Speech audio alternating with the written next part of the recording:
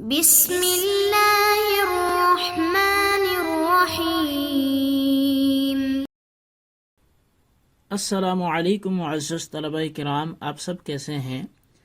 آج ہم اصول شاشی کے سبق نمبر 63 کو پڑھیں گے۔ آج کے سبق کا عنوان ہے 4 اقسام کے مقابل مزید 4 اقسام۔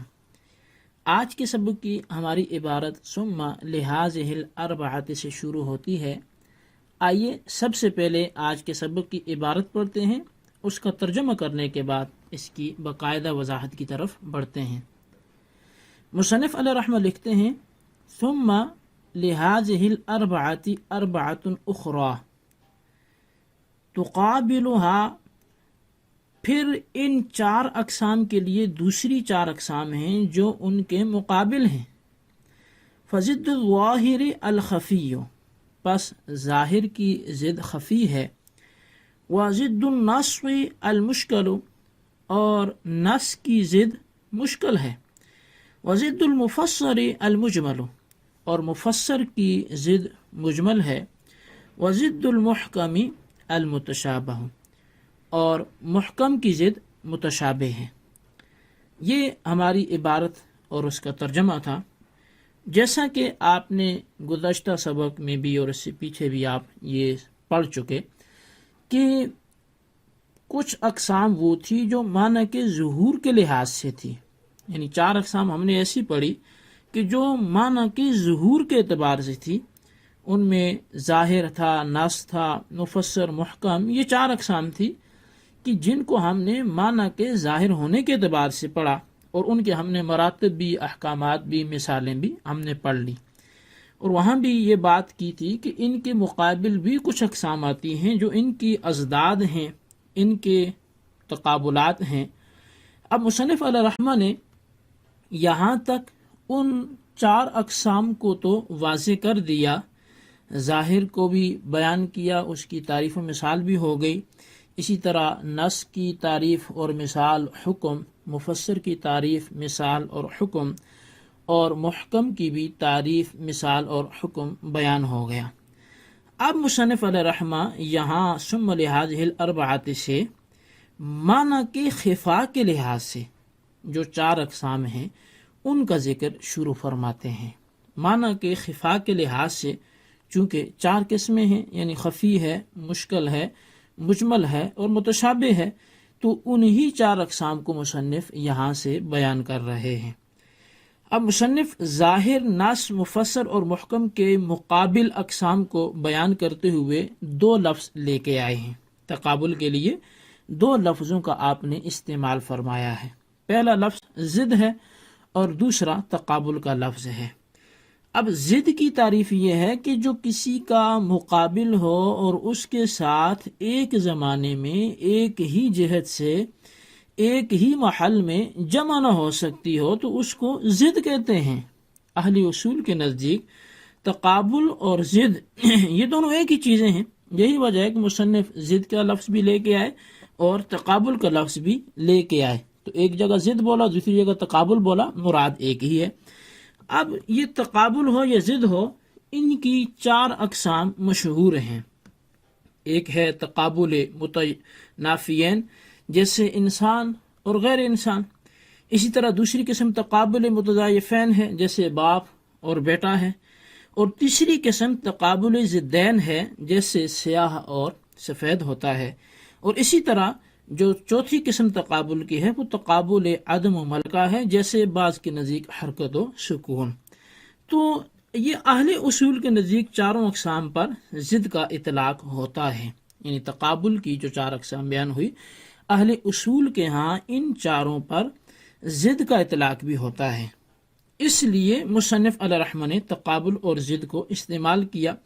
اس سے قبل بھی کئی اقسام میں تقابل تھا، یعنی کہ یہ جو 4 اقسام ہم معنی کے خفا کے اعتبار سے پڑھنے لگے ہیں، صرف ان میں اور معنی کے ظہور کے اعتبار سے جو 4 اقسام تھی ان میں ہی تقابل نہیں ہے۔ اس سے پہلے بھی کئی ایسی قسمیں گزری ہیں جن میں آپس میں تقابل تھا، لیکن مصنف نے تقابل اور تضاد کا لفظ ان کے لیے استعمال نہیں کیا، اس لیے کہ وہ صرف 2 قسموں میں تضاد ہوتا تھا، جبکہ یہاں 4 قسموں کا 4 قسموں سے تضاد ہے۔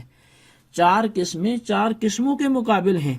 اس کثرت کی وجہ سے، اس تعداد میں زیادتی کی وجہ سے خصوصاً مصنف علیہ رحمہ نے یہاں تقابل اور تضاد کے الفاظ کا استعمال فرمایا اور اس کو ایک ترجیح دی، کیونکہ تقابل اور ازداد کی وجہ سے جو اشیاء ہوتی ہیں وہ خوب ظاہر ہو جاتی ہیں۔ جیسا کہ ایک مشہور قاعدہ بھی ہے، محاورہ بھی ہے، تعرف الاشیاء بازدادہا، کہ اشیاء اپنی ضدوں سے پہچانی جاتی ہیں۔ اب اگر کسی شخص کے بارے میں یہ جاننا ہو کہ اس کو ٹھنڈ لگ رہی ہے یا نہیں لگ رہی، تو کسی سوال پر اگر وہ آپ کو گرمی کا بتا دیتا ہے کہ مجھے گرمی لگتی ہے، تو اس قول سے جو جانب مخالف ہے ٹھنڈ کی جہت متعین ہو جائے گی کہ اس کو ٹھنڈ نہیں لگ رہی۔ اسی طرح اگر کسی کو بھوک لگی ہے تو اس کا مطلب ہے کہ اس کا جو پیٹ ہے وہ خالی ہے، وہ کھانے سے سیراب نہیں ہے، کھانے سے سیر نہیں ہے۔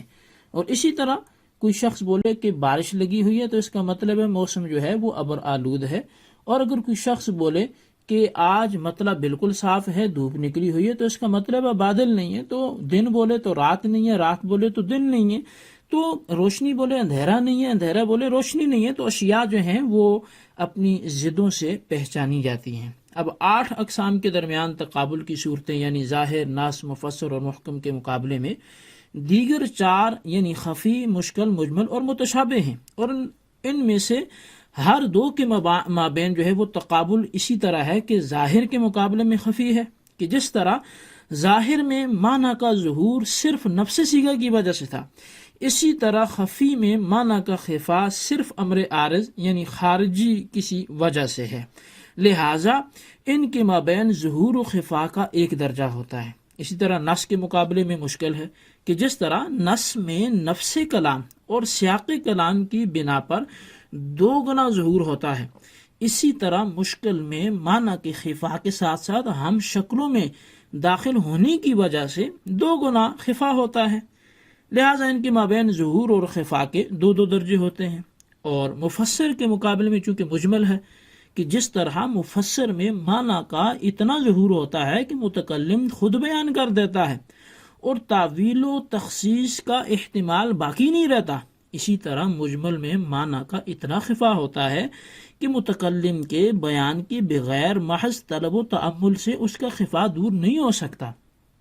اور محکم کے مقابلے میں چونکہ متشابہ ہے، کہ جس طرح محکم میں اتنا ظہور اور قوت ہوتی ہے کہ اس میں تغیر و تبدل کا وہم بھی نہیں ہوتا، محکم کی مضبوطی اتنی ہوتی ہے کہ وہاں نص کا احتمال بھی نہیں رکھتا، تغیر و تبدل کا احتمال بھی نہیں ہوتا، اسی طرح اس کے مقابل میں آنے والے متشابہ کے اس میں اتنا خفا ہوتا ہے کہ متکلم کی جانب سے دنیا میں اس کے بیان کی امید ہی نہیں ہوتی۔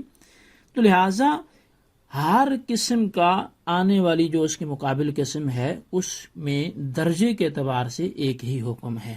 تو اب اگر ہم ان 4 اقسام جو معنی کے خفا کے اعتبار سے ہیں، ان کی وجہ حسر کو اگر دیکھنا چاہیں تو ہم یوں بیان کر سکتے ہیں کہ لفظ میں معنی کی جو پوشیدگی ہے وہ 2 حال سے خالی نہیں ہے، کہ نفس صیغہ کی وجہ سے وہ پوشیدگی ہوگی یا کسی امر عارض کی وجہ سے ہوگی۔ اگر تو پوشیدگی امر عارض کی وجہ سے ہے تو خفی ہے، اور اگر پوشیدگی نفس صیغہ کی وجہ سے ہے تو پھر 2 حال سے خالی نہیں ہوگا، کہ وہ قرائن میں غور و فکر کرنے کی وجہ سے پوشیدگی دور ہو جائے گی یا نہیں ہوگی۔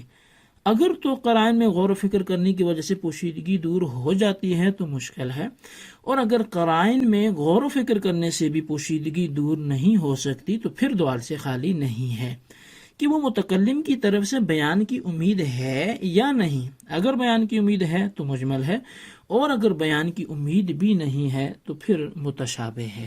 معزز طلبہ کرام، یہ ہمارا آج کا سبق تھا۔ آج کے سبق کو اگر ہم خلاصتاً بیان کرنا چاہیں تو ہم نے معنی کے ظہور کے لحاظ سے جو اقسام تھی ان کے متقابل اور ازداد جو خفی، مشکل، مجمل، متشابہ ہیں، ان پر اس اعتبار سے کلام کیا کہ ضد کس کو بولتے ہیں، تقابل کس کو بولتے ہیں، اور ان 4 کا دوسری 4 کے ساتھ آپس میں تقابل کس درجے کا ہے، اور اس کے بعد ہم نے معنی کے خفا کے اعتبار سے جو اقسام ہیں 4 ان کی وجہ حسر کو بھی ہم نے سنا۔ آئیے اس سبق کے خلاصے کو اپنے رجسٹر پر لکھتے ہیں، نوٹ کرتے ہیں اور خوش خط لکھ کر اس کو علم کو محفوظ رکھتے ہیں، اور بالخصوص میں التجا کروں گا کہ ان سوالات کے آپ جوابات بھی ضرور نوٹ کریں۔ سوال نمبر 1 یہ ہے کہ ضد اور تقابل کی تعریفات کرتے ہوئے دونوں کے درمیان فرق واضح کریں۔ سوال نمبر 2 یہ ہے کہ معنی کے خفا کے اعتبار سے 4 اقسام کی وجہ اثر تحریر کریں۔